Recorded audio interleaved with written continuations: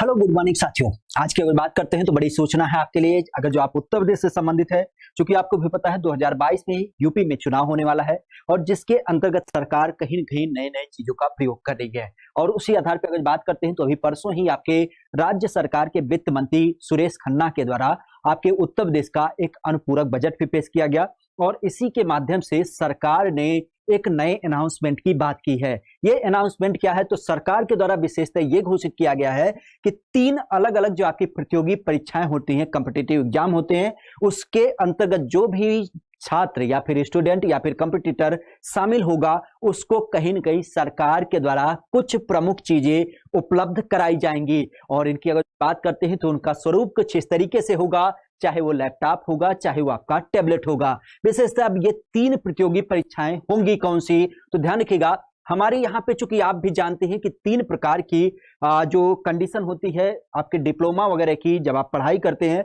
तो उस संदर्भ में एक परीक्षा होती है आपके स्नातक की। ग्रेजुएशन की जब बात करते हैं, दूसरा होता है डिप्लोमा। जैसे आपने ग्रेजुएशन नहीं किया, एकेडमिक पढ़ाई नहीं की है, लेकिन किसी अंतर्गत कह सकते हो किसी कोर्स के अंतर्गत आपने डिप्लोमा हासिल किया है। और डिप्लोमा के अलावा अगर बात करते हैं तो बहुत सारे ऐसे बच्चे होते हैं जो कहीं न कहीं परा स्नातक की पढ़ाई करते हैं। तो इन तीनों कोर्सेज के अंतर्गत जो भी व्यक्ति क्या होगा, इनरोल कराएगा खुद को पढ़ाई लिखाई के लिए, तो उन व्यक्तियों के लिए सरकार ने यह घोषित किया है कि आने वाले समय में हम प्रमुखता से क्या करेंगे, यहां पे अपने उत्तर प्रदेश में लगभग 1 करोड़ छात्रों को, पुनः ध्यान रखिएगा, आपके प्रदेश के लगभग 1 करोड़ छात्रों को या फिर 1 करोड़ युवाओं को लैपटॉप और लैपटॉप के अलावा हो सकता हो आपका स्मार्टफोन। ठीक है, तो 2 चीजें ध्यान रखिएगा, या तो लैपटॉप होगा या फिर आपका यहाँ पे टैबलेट होगा या फिर स्मार्टफोन होगा। अभी यह सुनिश्चित नहीं है, लेकिन यह जरूर सुनिश्चित है कि आने वाले दिनों में 1 करोड़ लोगों को, पुनः ध्यान रखिएगा, हमारे प्रदेश की वर्तमान में जो जनसंख्या है 2011 के अनुरूप वो है 19,98,12,341।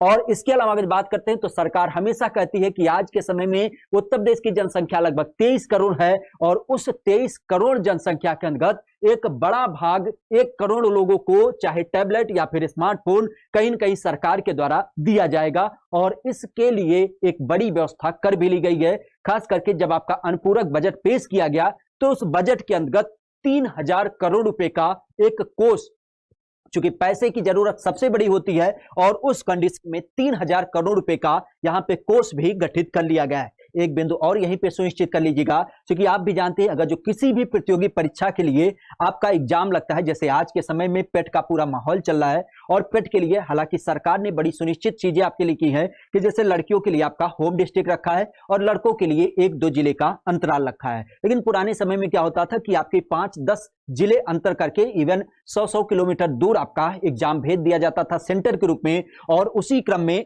आपका आने जाने का बड़ा हिस्सा खर्च के रूप में चला जाता था। अब यहां पे अगर बात करते हैं तो सरकार ने यह घोषित किया है कि जो भी अभ्यर्थी या फिर जो भी कंपटीटर किसी भी प्रकार की प्रतियोगी परीक्षा में अगर जो आता या जाता है तो उस कंडीशन में उसको आने और जाने का भत्ता भी सरकार के द्वारा दिया जाएगा।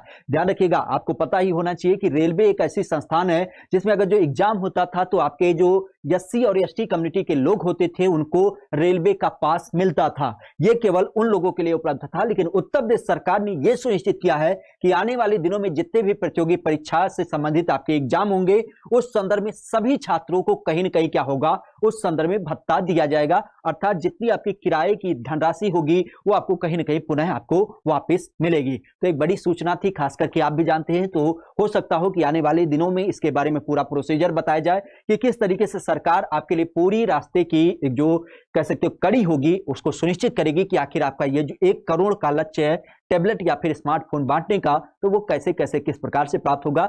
इन सारी सूचनाओं को आने वाले दिनों में हम आपके साथ शेयर करेंगे कि किस तरीके से ये सारी चीजें मिलेंगी। और अगर जो आप उत्तर प्रदेश के बारे में विभिन्न पहलुओं को जानना चाहते हैं तो विशेष ध्यान रखिएगा, रोज रात 9 बजे एग्जामपुर मेन चैनल पे आपके रेगुलर क्या होती है, यूपीजी के नाम से एक क्लास होती है जिसमें अमित पांडे के द्वारा ये सारी क्लासेज कराई जाती हैं। और आपकी याद के लिए पुनः बता दें कि आने वाले समय में आपका यूपी ट्रिपल एससी पेट का 24 अगस्त का एग्जाम लगा है और उस बिंदु को ध्यान रखते हुए आपके विवेक सर, माननीय विवेक सर 21 तारीख को आपके लिए लेकर आ रहे हैं यूपी SSC पेट के संदर्भ में एक 6 घंटे की लगातार मैराथन, जिसमें वो कराएंगे पूरे इतिहास का निचोड़। क्योंकि आप भी जानते हैं पेट के सिलेबस में इतिहास सबसे महत्वपूर्ण बिंदु है और उसको प्राप्त करने के लिए आपको कहीं ना कहीं उस मैराथन में, उस क्लास में जुड़ना पड़ेगा। सुबह 8 बजे से लेकर के 2 बजे दोपहर तक क्या होगी, एक 6 घंटे की मैराथन 21 तारीख के दिवस में देखने मिलेगी। ठीक है, और इन्हीं बिंदुओं के साथ अगर बात करते हैं तो अपने आप को जांचिएगा। क्यों? क्योंकि देवता इतना क्रूर नहीं है। दिनकर जी की कविता की जब बात करते हैं तो